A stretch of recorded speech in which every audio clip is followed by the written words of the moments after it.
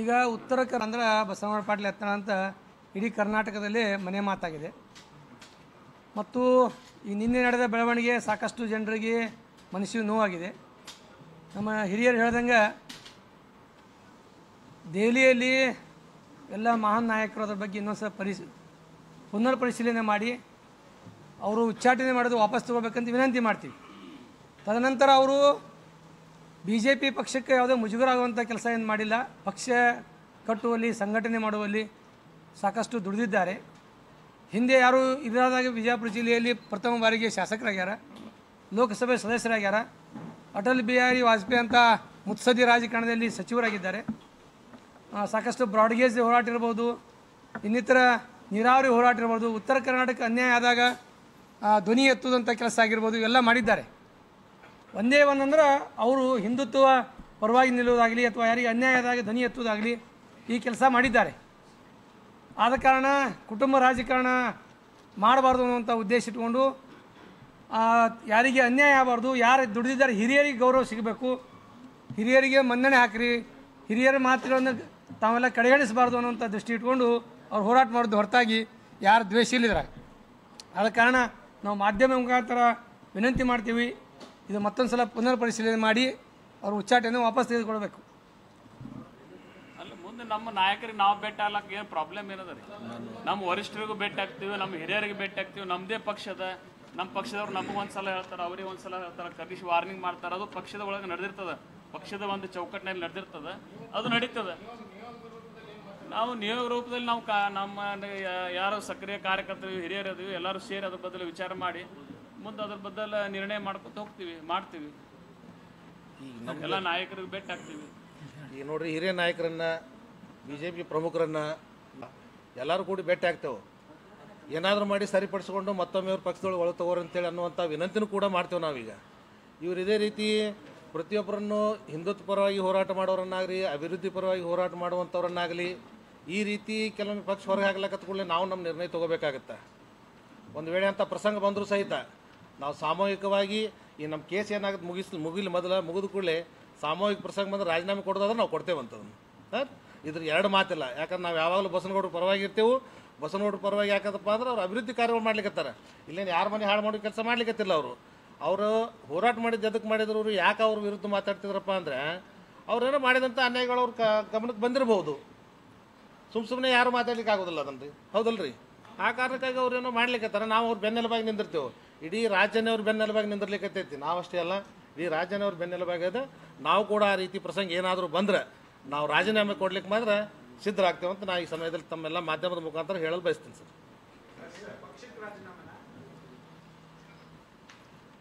ನಮ್ಮ ಶಾಸಕರ ಜೋಡಿ ಇನ್ನೊಮ್ಮೆ ಚರ್ಚೆ ಮಾಡ್ತೇವೆ ಸರ್. ಅದನ್ನು ಚರ್ಚೆ ಮಾಡಿ ಮತ್ತೊಮ್ಮೆ ಅದು ಅವ್ರು ಏನು ನಿರ್ಣಯ ಹೇಳ್ತಾರಲ್ಲ ಅದ್ರ ಮೇಲೆ ನಾವು ಅವ್ರ ಜೊತೆ ಕೂಡ ಡಿಸಿಷನ್ ತೊಗೊಂಡು ಕೊಡ್ದಾರು ಕೊಟ್ಬಿಡ್ತೀವಿ ಸರ್. ಅದಕ್ಕೂ ಪಕ್ಷಕ್ಕೂ ಸರ್.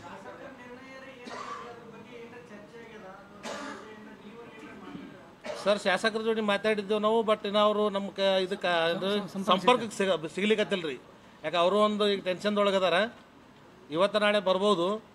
ಬಂದ್ರೆ ಅವ್ರನ್ನ ಭೇಟಿಯಾಗಿ ನಾವು ಒಂದು ನಿರ್ಣಯ ತೊಗೋತೇವೆ ಸರ್, ಎಲ್ಲ ನಮ್ಮ ಮಹಾನಗರ ಪಾಲಿಕೆ ಸದಸ್ಯರು.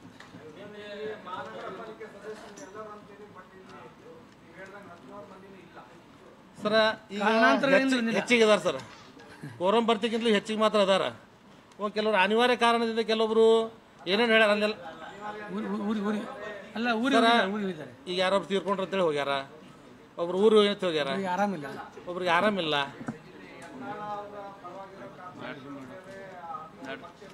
ಹಾಗೇನಿಲ್ಲ, ನಾವೆಲ್ಲರೂ 14,000 ಪರವಾಗಿ ಇದೇವ್ರಿ. ಹಿಂದುತ್ವದ ಪ್ರತಿಪಾದಿ ಮತ್ತು ಯಾವುದೇ ಸಮಸ್ಯೆ ಇದ್ದರೂ ಕೂಡ ವಿಧಾನಸಭೆಯಲ್ಲಿ ವಿಷಯಗಳನ್ನು ಎಳೆಯಾಗಿ ಅದರ ಮುಖಾಂತರ ಸರ್ಕಾರಕ್ಕೆ ಮುಜುಗರ ಮಾಡಿ ಸಿಲುಕುವಂಥ ಒಳ್ಳೆಯ ನಾಯಕರು ಇವತ್ತೇನೋ ಒಂದು ಕೆಟ್ಟ ಗಳಿಗೆ ಅಂತ ನಾವು ಭಾವಿಸ್ತೀವಿ. ಅದು ಪಕ್ಷದ ಹಿರಿಯರು ಅವರು ಎಲ್ಲರೂ ಸೇರಿ ಸಂಧಾನ ಮಾಡ್ತಾರಂತ ನಾವೆಲ್ಲ ಭಾವಿಸಿದ್ದೀವಿ. ಆದರೆ ಅದು ಸಂಧಾನ ಬಿಟ್ಟು ಮತ್ತು ಯಾಕೆ ಹಿಂಗಾಗ್ಯದು ನಮಗೂ ಕೂಡ ನಮ್ಮ ಎಲ್ಲ ಮಹಾನಗರ ಪಾಲಿಕೆಯ ಮಾಜಿ ಸದಸ್ಯರುಗಳಿಗೆ ಎಲ್ಲರಿಗೂ ಅದು ಭಾಳ ಸ್ವಲ್ಪ ಘಾತ ಆಗ್ಯದ, ಜನರಿಗೂ ಘಾತ ಆಗ್ಯದ. ಮತ್ತು ಹಿಂದುಳಿದ ವರ್ಗ ಇರ್ಬೋದು, ಎಲ್ಲ ಸಮಾಜಗಳಿಗೆ ಭಾಳಷ್ಟು ಬೇಕಾದಂಥ ವ್ಯಕ್ತಿ. ಅದು ನಮಗೆ ಭಾಳಷ್ಟು ನೋವು ತಂದಿದೆ. ಮುಂದಿನ ದಿನಮಾನಗಳ ಪಕ್ಷದ ಎಲ್ಲ ಹಿರಿಯರಿಗೆ ನಾವು ವಿನಂತಿ ಮಾಡ್ತೀವಿ, ಇನ್ನೊಂದು ಸ್ವಲ್ಪ ಕುಲಂಕುಷವಾಗಿ ಚರ್ಚಿಸಿ ನೋಡಿ ಮತ್ತು ಅವಕಾಶ ಮಾಡ್ಬೋದು ಅಂತ ನಮಗೆ ವಿಶ್ವಾಸ ಇದೆ. ಅದಕ್ಕೆ ಪಕ್ಷ, ಯಾಕಂದ್ರೆ ಪಕ್ಷದ ಆದೇಶ ಕೂಡ ನಾವು ಪಾಲಿಸಬೇಕಾಗ್ತದೆ. ಅದರ ಜೊತೆಗೆ ನಮ್ಮ ನಾಯಕರು ಹಿಂಗಾಯ್ತಪ್ಪ ಅದು ಸ್ವಲ್ಪ ನಮ್ಮಲ್ಲಿ ಖಾಸಿ ಇದೆ. ಮುಂದಿನ ದಿನಮಾನಗಳಲ್ಲಿ ಇದನ್ನು ಸುರುಳಿತಾಗ ರಾಜ್ಯದಲ್ಲಿ BJP ಬರಬೇಕಾದ್ರೆ ಭಾಳಷ್ಟು ಹಿರಿಯ ನಾಯಕರು, ಮೊದಲ ಅನಂತಕುಮಾರ್ ಅವರು ಮತ್ತು ಇವರು ವಾಜಪೇಯಿ ಅವರು ಕೂಡ ಮತ್ತು ಸಂಘ ಪರಿವಾರ ಕೂಡ ಎಲ್ಲರೂ ಕೂಡ ಭಾಳಷ್ಟು ಸಮಾಜದಲ್ಲಿ ಭಾಳಷ್ಟು ಬೇರೆ ಮಟ್ಟದಿಂದ ಬಂದಂಥ ನಾಯಕರು. ಮುಂದಿನ ದಿನಮಾನಗಳಲ್ಲಿ ಒಳ್ಳೆಯದಾಗ್ತಂತ ನಾವು ಆಶೆಯನ್ನು ಇಟ್ಕೊಂಡಿದ್ದೀವಿ. ಅದಕ್ಕೆ ಹಿರಿಯರು ಮತ್ತು ಪಕ್ಷದ ಎಲ್ಲ ಗಣ್ಯರು ವಿಚಾರ ಮಾಡಿ ಒಂದು ನಿರ್ಣಯ ತಗೋತಾರಪ್ಪ ಅಂತ ನಾವು ಭಾವಿಸಿದ್ದೀವಿ. ಹೌದು, ಮಾಜಿ ಆಗಿವಿ.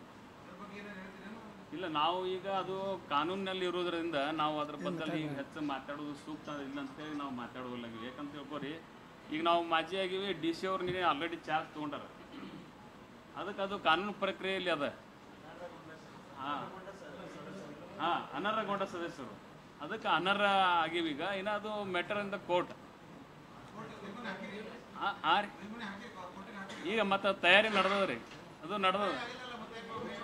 ಹಾಂ ಅಲ್ರಿ, ಹೋಗಿ ಅಲ್ಲ ಈ ಕೋರ್ಟಿಂಗ್ ಮೇಲ್ಮೇಲೆ ಹಂಗೆ ಮತ್ತು ಮುಂದೆ ಪ್ರೊಸೀಜರ್ ಸ್ಟಾರ್ಟ್ ಇರ್ತದಲ್ಲ ರೀ, ಬ್ರೇಕ್ ಹೆಂಗೆ ಆಗ್ತದೆ?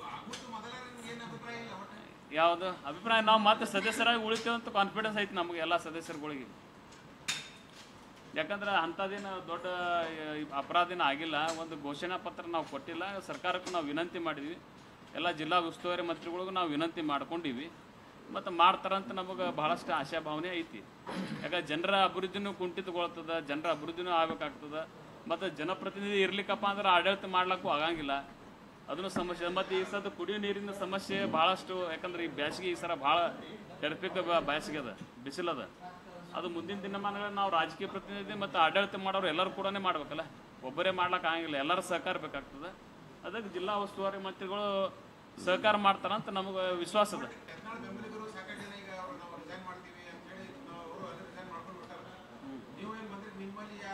ನಾವು ಇದ್ರ ರಿಸೈನ್ ಮಾಡೋಕೆ ಅನರ್ಹ ಆಗಿದೆ. ಈಗ ನೋಡಿ ಸರ್, ಈಗ ನಾವು ಅನರ್ಹರಾಗಿದ್ದೆವು, ಪಕ್ಷದ ಕಾರ್ಯಕರ್ತ ಆಲ್ರೆಡಿ ರಾಜೀನಾಮೆ ಕೊಟ್ಟರು. ಈಗ ನಾವು ಅನರ್ಹರಾಗಿದ್ದೆವು, ಅನರ್ಹರಾಗಿವ್ರಿ. ಈಗ ನಾವು ಅಷ್ಟೇ, ನಾಳೆ ಕೋರ್ಟ್ ಡಿಸಿಷನ್ ಏನಾಗುತ್ತೆ ನೋಡ್ಕೋತೀವಿ. ನಮ್ಮ ಹಿಡ್ಕೊಂಡು ಒಂದು ಈಗ ನಾ ಅಂತ ಇಲ್ಲ ಪದ ಸರಿ ಅಲ್ರಿ, ನಾವು ಈಗ ಪಕ್ಷಕ್ಕೇನ ರಿಕ್ವೆಸ್ಟ್ ಮಾಡಿವಿ. ಯಾಕಂತ ತಿಳ್ಕೊರಿ, ಈಗ ಜಾರಕಿಹೊಳಿ ಅವ್ರು ಇರ್ಬೋದು, ಮತ್ತು ಪ್ರತಾಪ್ ಸಿಂಗ್ ಅವ್ರು ಇರ್ಬೋದು, ಆಮೇಲೆ ಈಶ್ವರಪ್ಪನವ್ರು ಇರ್ಬೋದು, ಎಲ್ಲ ಹಿರಿಯ ನಾಯಕರು ಸೇರಿ ಮತ್ತು ಬೆಂಗಳೂರೊಳಗೆ ಮೀಟಿಂಗ್ ಮಾಡ್ಯಾರ. ಸೇರಿ ಯತ್ನಾಳ್ ಒಬ್ಬಟ್ಟಿಗೆ ಇಲ್ಲ, ಯತ್ನಾಳ್ ಜೊತೆ ಜನರು ಅದಾರ, ಜನರ ಬೆಂಬಲಿಗರು ಅದಾರ, ಸಕ್ರಿಯ ಕಾರ್ಯಕರ್ತರು ಅದಾರ, ಹಿರಿಯ ನಾಯಕರು ಅದಾರ. ಏನೋ ಒಂದು ಗಳಿಗೆ ಅದ, ಕೆಟ್ಟ ಗಳಿಗೆ ಅದ, ಅದು ಮತ್ತೆ ಮುಂದೆ ಸರಳ ಆಗ್ತದೆ. ಯಾಕಂದ್ರೆ ಮೊದಲು ಹಿಂಗೆ ಆಗಿತ್ತು, ಮತ್ತು ಈಗ ಆಗಂಗಿಲ್ಲ ಅಂತ ನಮಗೆ ಅನ್ಸದ. ಮತ್ತು ಅದು ಮುಂದೆ ಪಕ್ಷದ ಹಿರಿಯರು ಅವರೆಲ್ಲರೂ ಕೂಡಿ ಮಾಡ್ತಾರಂತ ನಾವು ವಿನಂತಿ ಮಾಡ್ಲತ್ತೀವಿ ಇಷ್ಟೇ. ಹಾಂ, ಭದ್ರತೆಗೊಳಿಸ್ಬೇಕು ಅವ್ರಿಗೆ ಮತ್ತು ನಾವು ಎಲ್ಲೇ ಹೋಗ್ಬೇಕು, ನಾವು ಕಾರ್ಪೊರೇಟರ್ ಎಲ್ಲರೂ ಕೂಡಿ ನಮ್ಮ ನಾಯಕರ ಮೇಲೆ ನಾವು ಹೋಗ್ತೀವಿ, ನಮ್ಮ ನಾಯಕ ತೋರಪ್ಪ ಅಂತೇಳಿ ಮಾಡ್ರಿ ಅಂತ ಹೇಳಿ